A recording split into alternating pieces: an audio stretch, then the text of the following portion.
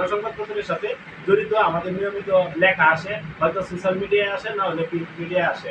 তবে আমাদের এই সংবাদগুলো অবশ্যই বস্তুনিষ্ঠ এবং সমাজের যে দুঃখ দুর্দশা, মানুষের যে চাওয়া আকাঙ্ক্ষা আছে, মানে আমাদের মাধ্যমে চাই সেই জিনিসগুলো এবং বস্তুনিষ্ঠ সংবাদগুলো যাতে আমরা পত্রিকা এবং ফেসবুক মিডিয়ায় তুলে ধরতে পারি, সেই দৃষ্টিতে সবার কাজ করতে হবে। আর ফুলপুর রিপোর্টার্স ইউনিটি আমরা নির্যাতিত এবং অবহেলিত সাংবাদিকদের পক্ষে কাজ ইতিপূর্বে করে আসতেছি, সামনের দিনগুলোতেও করব।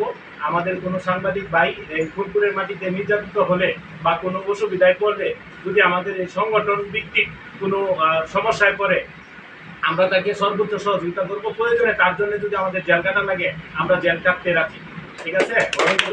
ব্যক্তিগত যদি আক্রোশ থাকে, কারো বাড়ির জমি নিচে গায়ে জমির কার্যযোগরা গ্যাঞ্জাম যদি এখানে সংগঠনে কাটায়, সেইখানে কিন্তু আমরা কোনো সহযোগিতা করবো না।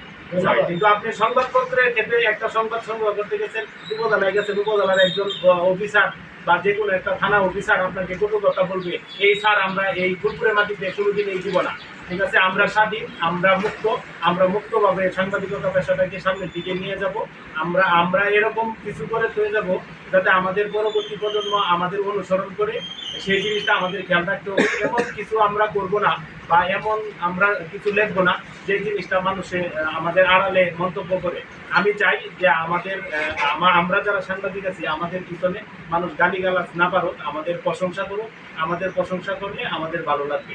আর দু একজন আছে যারা আপনার আড়ালে গালিগালাজ পারে, এরা আসলে গালিগালাজ করে আমাদের খারাপ কর্মের জন্য না, ওরা আমাদের ভালো কর্মকে হিংসা করে এবং হিংসা করে পিছনে তারা গালিগালাজ করে, এই জিনিসটা আমি মনে করি।